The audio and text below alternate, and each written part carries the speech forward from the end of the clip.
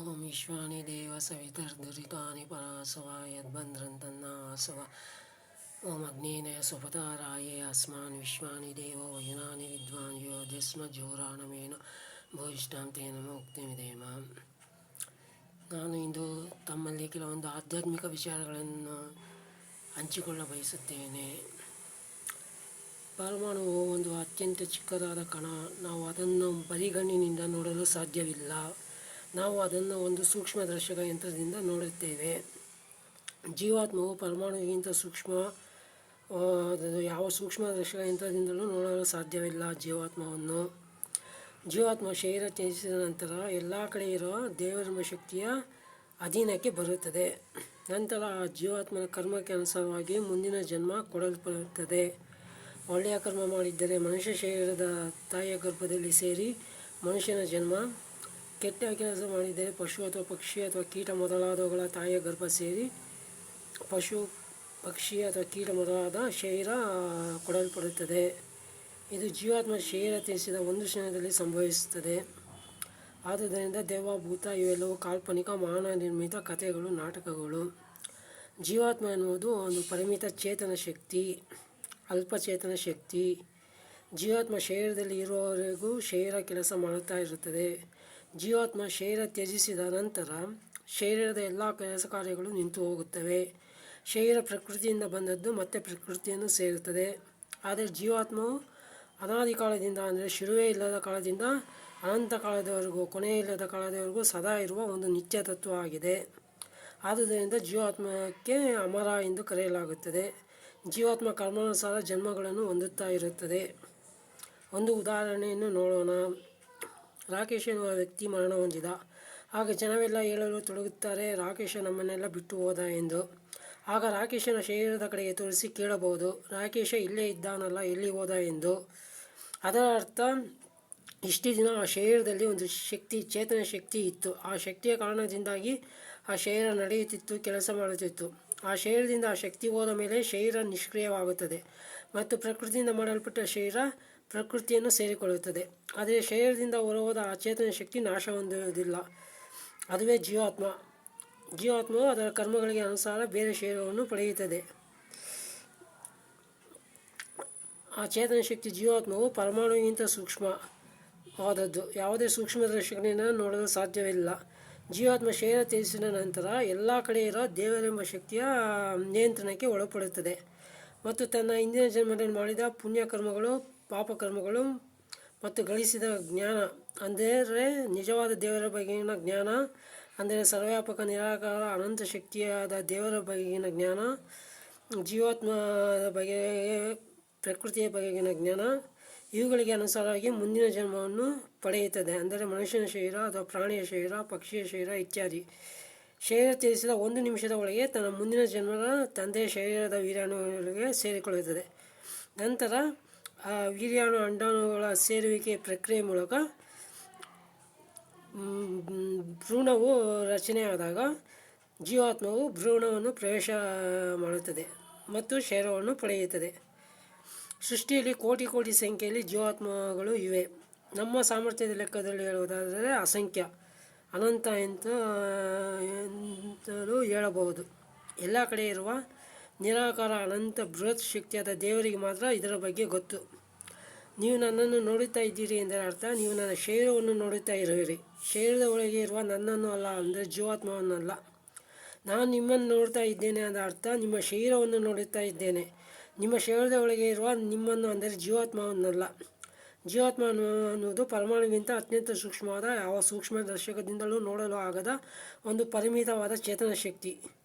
ನಾನು ಸಾಯುತ್ತಾ ಇದ್ದೇನೆ ಎಂದ ಅರ್ಥ, ನನ್ನ ಶರೀರವು ಸಾಯುತ್ತಾ ಇದೆ, ನಾನಲ್ಲ, ಅಂದರೆ ಜೀವಾತ್ಮವಾದ ನಾನಲ್ಲ. ನೀವು ಸಾಯುತ್ತಾ ಇರುವಿರಿ ಎಂದ ಅರ್ಥ, ನಿಮ್ಮ ಶರೀರವು ನಾಶ ಹೊಂದುತ್ತಾ ಇದೆ, ನೀವಲ್ಲ, ಅಂದರೆ ಜೀವಾತ್ಮವಾದ ನೀವಲ್ಲ.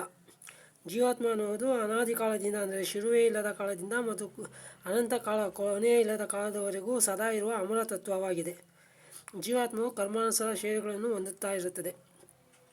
ಜೀವಾತ್ಮ ಅನ್ನುವುದು ಪರಮಾಣುವಿಗಿಂತ ಅತಿ ಸೂಕ್ಷ್ಮವಾದ, ಯಾವ ಸೂಕ್ಷ್ಮದರ್ಶಕಕ್ಕೂ ನಿಲುಕದ ಪರಿಮಿತ ಚೇತನ ಶಕ್ತಿ. ಯಾವ ಮನುಷ್ಯರಲ್ಲಿ ಧೈರ್ಯ, ಸಂಕೋಚರಹಿತತೆ, ಪರಾಕ್ರಮ, ಉದಾರತೆ ಮೊದಲಾದ ಗುಣಗಳು ಹೆಚ್ಚಿರುತ್ತದೋ ಅಂಥ ಜೀವಾತ್ಮಗಳು ಮುಂದಿನ ಜನ್ಮಗಳಲ್ಲಿ ಗಂಡು ಶರೀರಗಳನ್ನು ಪಡೆಯುತ್ತವೆ. ಮತ್ತು ಈ ಜನ್ಮಗಳಲ್ಲಿ ಗಂಡು ಶರೀರಗಳನ್ನು ಪಡೆಯಲು ಕಾರಣ ಧೈರ್ಯ, ಪರಾಕ್ರಮ ಮೊದಲಾದ ಗುಣಗಳು ಇಂದಿನ ಜನ್ಮಗಳಲ್ಲಿ ಹೆಚ್ಚು ಇದ್ದಿದ್ದರಿಂದ. ಯಾರಲ್ಲಿ ಭಯ, ಸಂಕೋಚ, ಅಂಜುಕುಳಿತನ, ಜಿಪುಣತನ ಮೊದಲಾದ ಗುಣಗಳು ಹೆಚ್ಚಿರುತ್ತದೋ ಅಂಥ ಜೀವಾತ್ಮಗಳು ಮುಂದಿನ ಜನ್ಮಗಳಲ್ಲಿ ಹೆಣ್ಣು ಶರೀರಗಳನ್ನು ಪಡೆಯುತ್ತವೆ. ಮತ್ತು ಈ ಜನ್ಮಗಳಲ್ಲಿ ಹೆಣ್ಣು ಶರೀರಗಳನ್ನು ಪಡೆಯಲು ಕಾರಣ ಭಯ, ಅಂಜುಕುಳಿತನ ಮೊದಲಾದ ಗುಣಗಳು ಇಂದಿನ ಜನ್ಮಗಳಲ್ಲಿ ಹೆಚ್ಚು ಇದ್ದಿದ್ದರಿಂದ. ಸೃಷ್ಟಿಯಲ್ಲಿ ನೋಡುತ್ತೇವೆ, ಬೇರೆ ಜೀವಾತ್ಮಗಳಿಗೆ ಸರ್ವವ್ಯಾಪಕ ನಿರಾಕಾರ ಅನಂತ ಶಕ್ತಿಯಾದ ದೇವರು ಪ್ರಾಣಿಗಳ, ಪಕ್ಷಿಗಳ, ಕೀಟಗಳ ಇತ್ಯಾದಿ ಶರೀರಗಳನ್ನು ನೀಡಿದೆ. ನಮಗೆ ಮಾತ್ರ ಮನುಷ್ಯ ಶರೀರಗಳನ್ನು ನೀಡಿದೆ. ಹಾಗಾದರೆ ದೇವರೆಂಬ ಶಕ್ತಿ ಪಕ್ಷಪಾತ, ಅನ್ಯಾಯ ಮಾಡುತ್ತಿದೆಯೇ? ಇಲ್ಲ. ಜೀವಾತ್ಮಗಳಾದ ನಾವು ಇಂದಿನ ಜನ್ಮಗಳಲ್ಲಿ ಪುಣ್ಯದ ಕೆಲಸಗಳನ್ನು 50% ಅಥವಾ ಅದಕ್ಕಿಂತ ಹೆಚ್ಚು ಮಾಡಿರುವ ಕಾರಣ ನಮಗೆ ಈ ಜನ್ಮದಲ್ಲಿ ಮನುಷ್ಯ ಶರೀರಗಳು ಸಿಕ್ಕಿವೆ. ಆ ಜೀವಾತ್ಮಗಳು ಅವುಗಳ ಹಿಂದಿನ ಜನ್ಮಗಳಲ್ಲಿ 50%ಗಿಂತ ಹೆಚ್ಚು ಪಾಪ ಕಾರ್ಯಗಳನ್ನು ಮಾಡಿರುವ ಕಾರಣ ಆ ಜೀವಾತ್ಮಗಳಿಗೆ ಪ್ರಾಣಿಗಳ, ಪಕ್ಷಿಗಳ, ಕೀಟಗಳ ಇತ್ಯಾದಿ ಶರೀರಗಳು ಸಿಕ್ಕಿವೆ. ಸರ್ವವ್ಯಾಪಕ ನಿರಾಕಾರ ಶಕ್ತಿಯಾದ ದೇವರು ಪರಮ ನ್ಯಾಯಕಾರಿ. ನಾವು ಹಿಂದೆ ಮಾಡಿರುವ, ಈಗ ಮಾಡುವ, ಮುಂದೆ ಮಾಡುವ ಪ್ರತಿಯೊಂದು ಕರ್ಮಗಳಿಗೂ ಒಂದು ಕಣದಷ್ಟು ಬಿಡದೆ, ಎಳ್ಳಿನಷ್ಟು ಬಿಡದೆ ಫಲವು ಸಿಕ್ಕೇ ಸಿಗುತ್ತದೆ.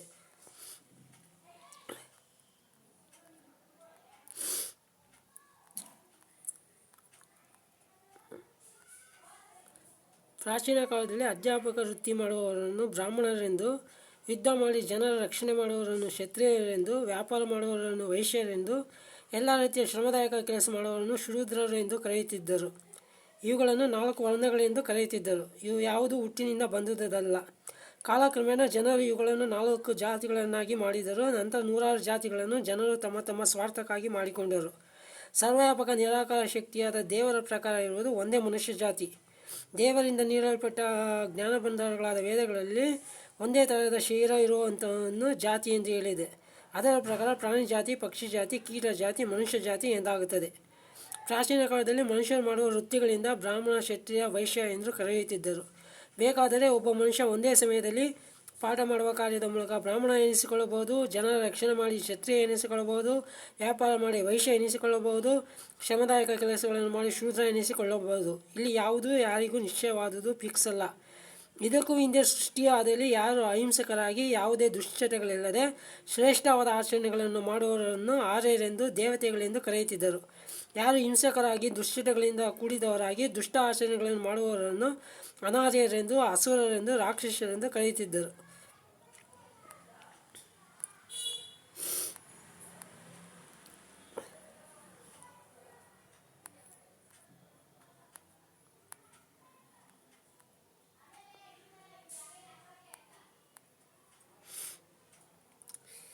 ಮಹಾಭಾರತ ಯುದ್ಧ ಆಗಿ 6000 ವರ್ಷಗಳು ಕಳೆದಿವೆ. ಈ 6000 ವರ್ಷಗಳ ನಂತರವಷ್ಟೇ ಹಿಂದೂ, ಬೌದ್ಧ, ಜೈನ, ಮುಸಲ್ಮಾನ, ಕ್ರೈಸ್ತ ಮೊದಲಾದ ಮತಗಳನ್ನು ಮನುಷ್ಯರು ಮಾಡಿಕೊಂಡರು.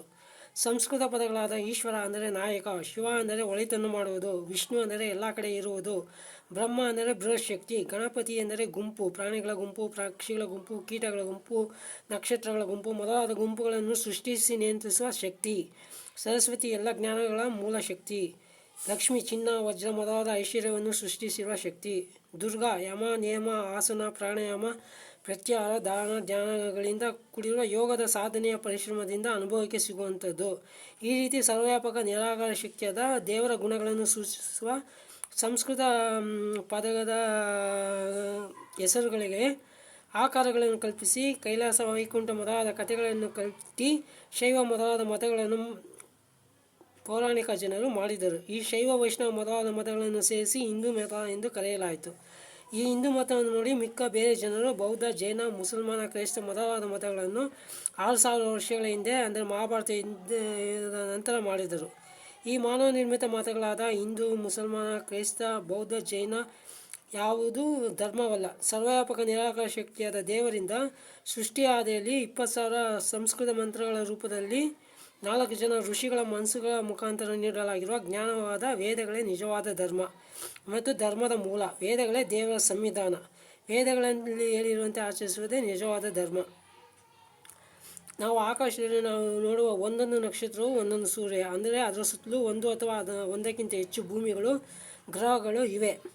ಸರ್ವವ್ಯಾಪಕ ನಿರಾಕಾರ ಶಕ್ತಿಯಾದ ದೇವರು ಸುಮ್ಮನೆ ಯಾವ ಉದ್ದೇಶವಿಲ್ಲದೆ ಆಕಾಶದಲ್ಲಿ ಕೋಟ್ಯಾಂತರ ಸೂರ್ಯಗಳನ್ನು ನಕ್ಷತ್ರಗಳನ್ನು ಭೂಮಿಗಳನ್ನು ಅಂದರೆ ಗ್ರಹಗಳನ್ನು ಸೃಷ್ಟಿಸಿಲ್ಲ.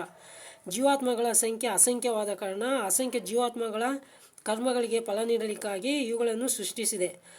ಪಕ್ಕ ಇರುವ ಚುಕ್ಕೆಗಳ ಹಾಗೆ ಕಾಣುವ ನಕ್ಷತ್ರಗಳು ವಾಸ್ತವವಾಗಿ 100 ಕೋಟಿ ಮೈಲಿಗಳ ದೂರದಲ್ಲಿವೆ.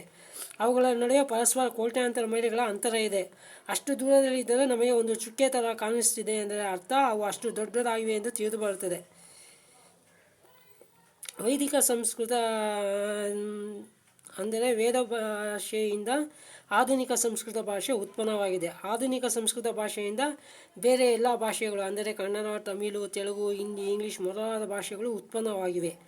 ಉದಾಹರಣೆಗೆ ಸಂಸ್ಕೃತದ ಪಿತಾ ಶಬ್ದದ ಅಪಭ್ರಂಶವೇ ಇಂಗ್ಲೀಷ್ನಲ್ಲಿ ಫಾದರ್ ಆಗಿದೆ. ಸಂಸ್ಕೃತದ ಮಾತಾ ಶಬ್ದವು ಇಂಗ್ಲೀಷ್ನಲ್ಲಿ ಮದರ್ ಆಗಿದೆ. ಸಂಸ್ಕೃತದ ಬಾತೃ ಇಂಗ್ಲೀಷ್ನಲ್ಲಿ ಬ್ರದರ್ ಆಗಿದೆ. ಈ ರೀತಿ ಸಂಸ್ಕೃತದಿಂದ ಬೇರೆ ಎಲ್ಲ ಭಾಷೆಗಳು ಉತ್ಪನ್ನವಾಗಿವೆ. ಈ ರೀತಿ ಆಧುನಿಕ ಸಂಸ್ಕೃತವು ಎಲ್ಲ ಭಾಷೆಗಳಿಗೆ ಮೂಲ ಭಾಷೆ ಆಗಿದೆ. ಈ ಆಧುನಿಕ ಸಂಸ್ಕೃತಕ್ಕೆ ಮೂಲ ಭಾಷೆ ವೈದಿಕ ಸಂಸ್ಕೃತ ಆಗಿದೆ. ಈ ವೈದಿಕ ಸಂಸ್ಕೃತ ಗೊತ್ತಿದ್ದರೆ 20,000 ವೇದ ಮಂತ್ರಗಳಿಗೆ ಅರ್ಥ ಮಾಡಬಹುದು. ಅಂದರೆ ಸರ್ವವ್ಯಾಪಕ ನಿರಾಕಾರ ಶಕ್ತಿಯಾದ ದೇವರಿಂದ ಸೃಷ್ಟಿಯ ಹಾದಿಯಲ್ಲಿ 4 ಜನ ಋಷಿಗಳ ಮುಖಾಂತರ ನೀಡಲಾಗಿರುವ ಜ್ಞಾನ ಭಂಡಾರವಾದ ವೇದಗಳಿಗೆ ಅರ್ಥವನ್ನು ಮಾಡಬಹುದು.